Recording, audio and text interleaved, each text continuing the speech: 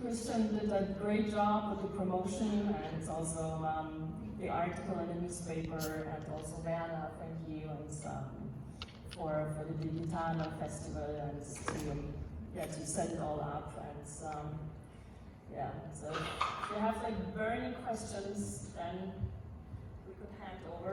You feel right? Few questions. You just take this microphone and.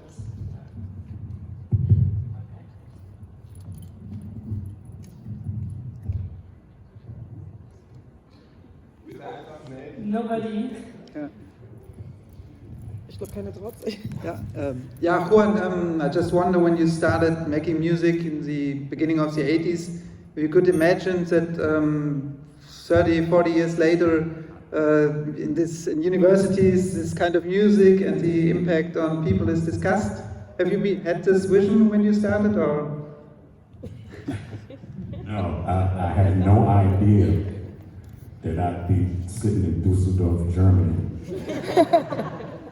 30 years later. 37, my scientific counsel has told me. So, no, I had no idea. And I mean, you know, when I first started to, you know, I think I've been making music like basically ever since I came out of the womb. So, and I knew that what I was doing was different and probably in advance, you know, like before its time. But I had no idea that it'd be 37 years before its time. Okay, thank you.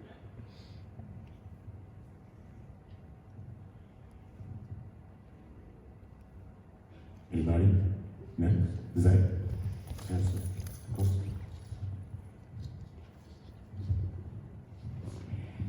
Hello, thank you very much for coming to here.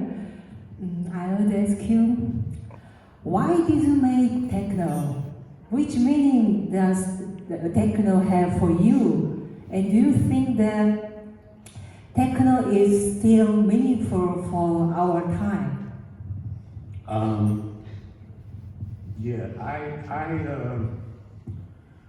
at the time, like I think that a lot of it was just kind of a natural progression,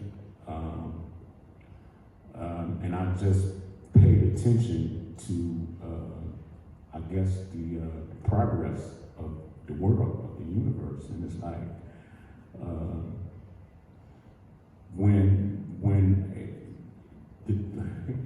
I have to go kind of to the beginning. I grew up in a town called Belleville. I went to high school in a town called Belleville, Michigan, where it was kind of like rural America. It's like not a lot of people, especially musicians, in the area. So I had to figure out a way to make tracks without other musicians. I mean, this is like late 70s. And so, I mean, at that time, there was no sequencers, and no drum machines, and nothing like that, you know. Basically, I just had my grandma's Hammond B3 organ. That was the closest thing to an electronic instrument that I had.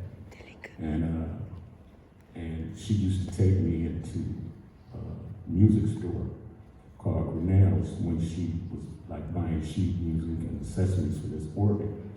And in the back room, they would have, they had a synthesizer room where they would introduce them like the Korg MS-10 and the mini mode. These were like the first affordable synths. They were like monophonic synths. And I was like playing on one note at a time, basically. And so I was able to talk her into buying me a Korg MS-10 one day. And I think it was for my birthday or Christmas or something like this. what I did was I started making whole tracks from this Korg MS-10 because, you know, you can take white noise and filter it down and gate it and make hi-hats, kick drums. So I was making my own drum kits on this Korg MS-10 and playing, and eventually I had 2 cassette decks and I would bounce overdubs back and forth and layer different stuff over the top till eventually I had a whole track. And because I didn't have musicians around to help me make this track. And I felt like, I said, well, what do I call this? I mean, it's like it was born of technology of the day. So I just said, this is like techno music.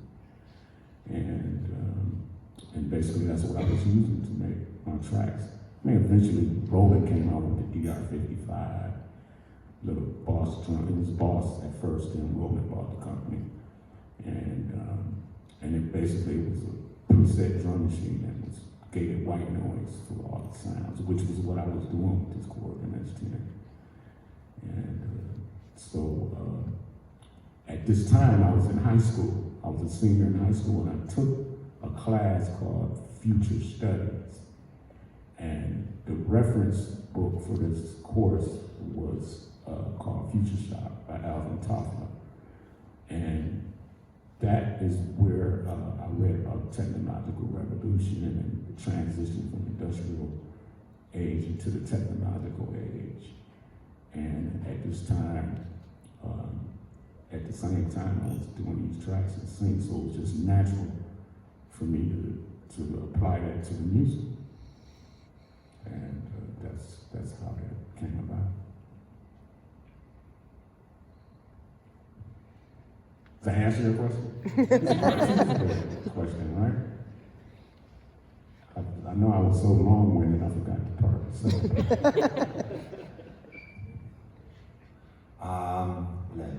Okay. We've heard this about the beginnings. I got a question. What is post-techno? What is about? Yeah, that's the part of that second question. Yeah, the second part. Like now, basically, I think.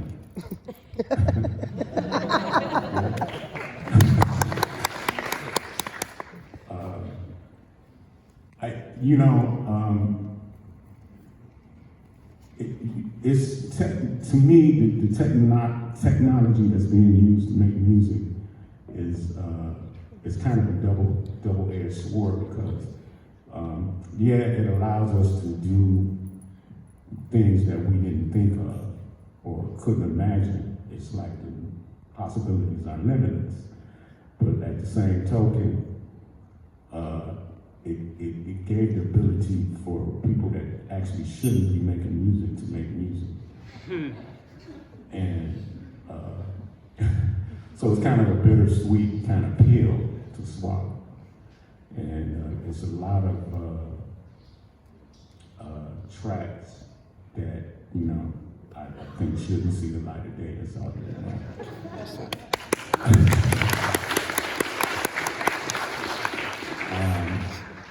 But it's like I said, it's bittersweet, and I'd rather have these crappy tracks than not have the technology to open up doors and new doors in music. So.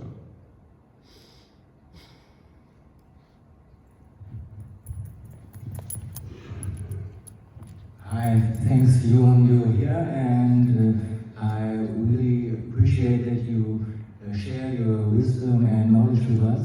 There are maybe young artists who want to learn from guys like you how to make real techno from Detroit. Like they have meaning. Some say come from Star Trek or science fiction movies or technology like the Detroit motorcycle industry and so on.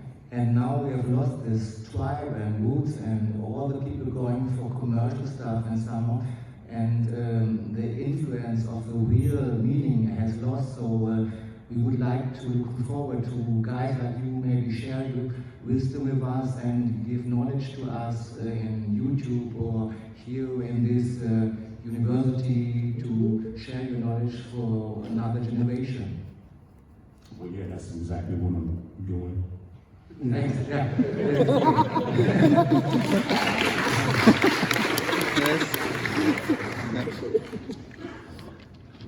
Do you think maybe the techno music is still inventing, or maybe it's really post-techno? Now we have a new generation.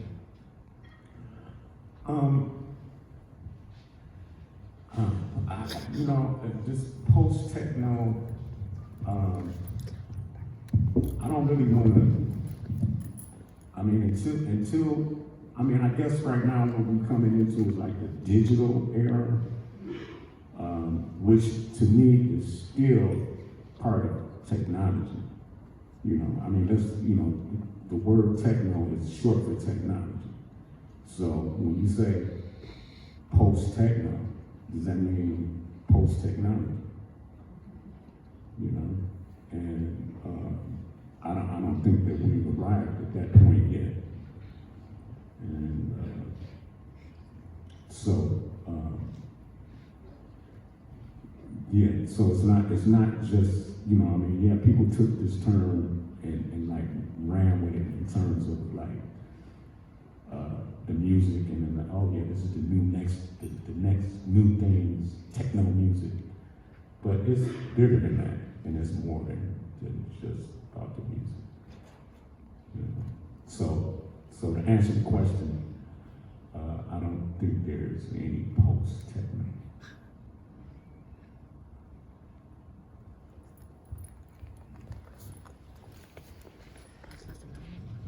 Hey, thank you for coming out here tonight. I have a quick question about maybe the earlier machines that you used to make techno music, and I think part of the sound comes from the fact that the earlier machines were a little bit less flexible. Do you have the idea that maybe if people want to recreate some of the old techno sound now, they should try to pick up some of the older devices, or?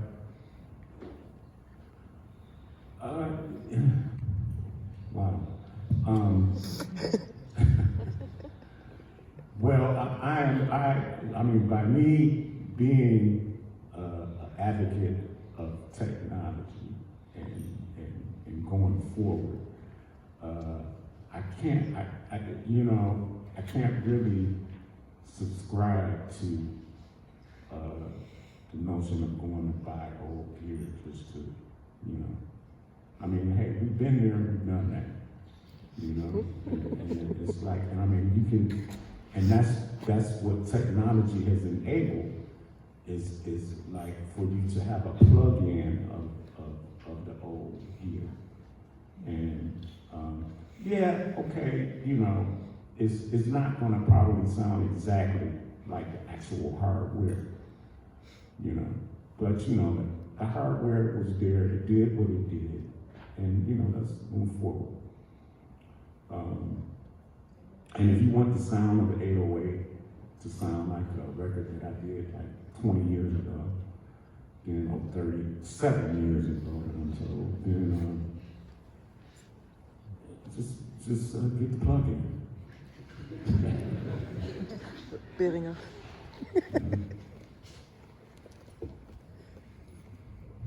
Hi, thanks for coming and thanks for Saturday night for the music you played. And I have a question. We talked a lot of questions.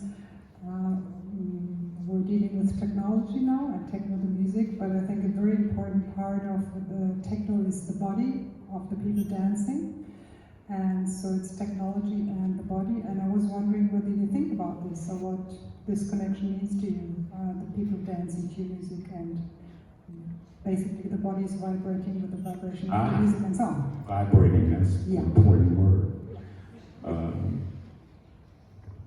Definitely, I think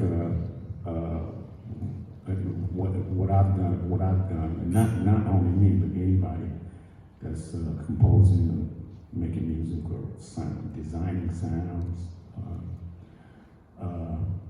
Hopefully, and that was part of this lecture that we were going to delve into. is that people understand the importance of its vibrations and the frequencies and, you know, the tones, and it's like, it was not only the fact that I had this new coined this term for the music, and people just ran with it. You know, what I'm also trying to say and demonstrate is that the sequence of those vibrations played an important role as well. And it's like what I was always told, when people hear my music, it's like they could tell that it was me. And I guess it's because of how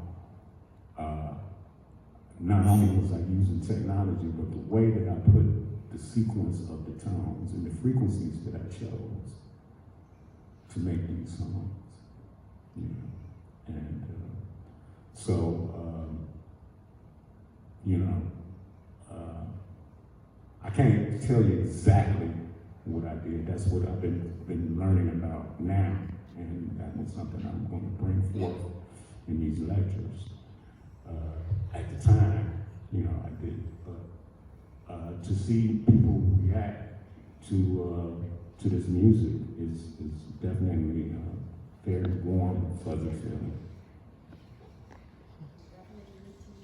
You definitely need to come back and just really see the presentation, because the reason that you were also asking about those body contacts and body experiences, the reason why I'm here is that I would like to show you the scientific results actually about it. It's not only the originator of techno who produces this music and who felt the positive effects. And there are of course also some negative effects of sound and noise, but the science is now more and more jumping on it. They are aware of the positive effects. They are aware of the negative effects as well, and they are just experiencing and researching more and more about it. And that's then kind of like my part, to show you some publications and what are the effects not only of us and of our human body, but also of actually of the whole living organisms, and especially the ones that can't even hear the music. So if I look at you, I'm a little bit afraid of starting something. But yeah, we are actually also showing that it's not that we experience sounds through only listening to it. It's we experience sound, and especially like us humans, being on the dance floor, dancing to the music through our biggest organ, and that's the skin. And how we actually react to that, this is the vibration. And there are vibrations that we can hear, there are vibrations that we don't even hear, and we still react to that. Plants grow better, bacteria cells, they don't have ears, they grow better. Milk cows give more milk if you have music. The in vitro fertilization, if women want to become pregnant, is increased by a factor of 5. And the science is now coming on that. And they just look more and more into it. And this is what we actually wanted to present.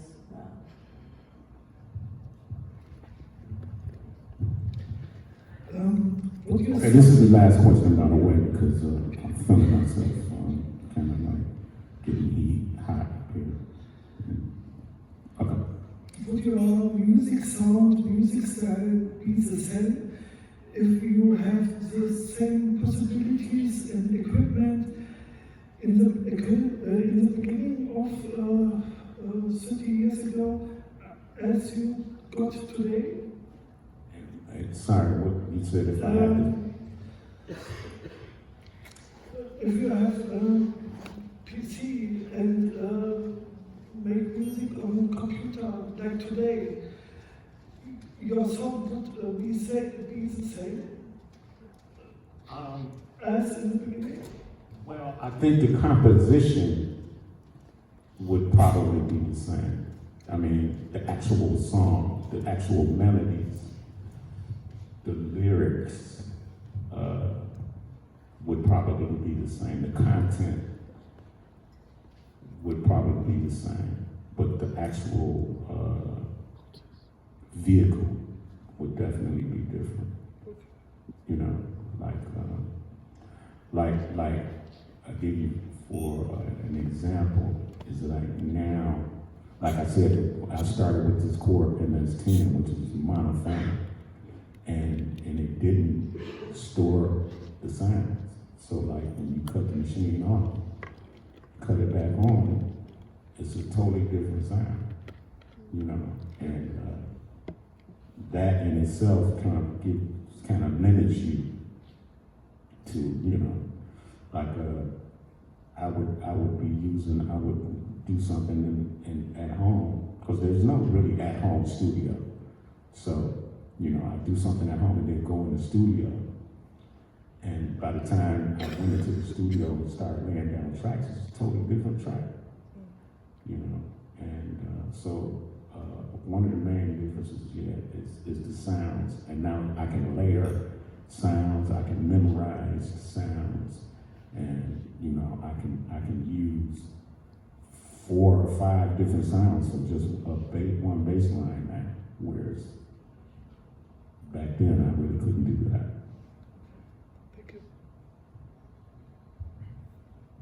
Well, thank you, and once again, we just like go now to the hospital, and please come back. We will find an appointment, and then we'll definitely discuss in detail and what actually the scientific world and how actually sound connects everything, all of us, on a spiritual level, on a mental level, on a physical level, and we'll give you like a really big and detailed overview of what Juan thinks about this and what the scientific world says about it. Excuse me once again, excuse us.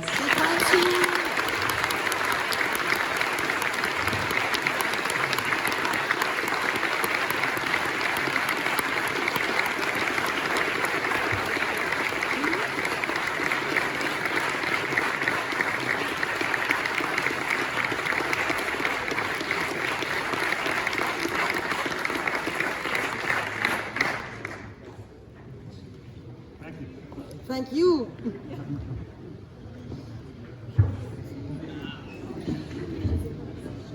Hmm?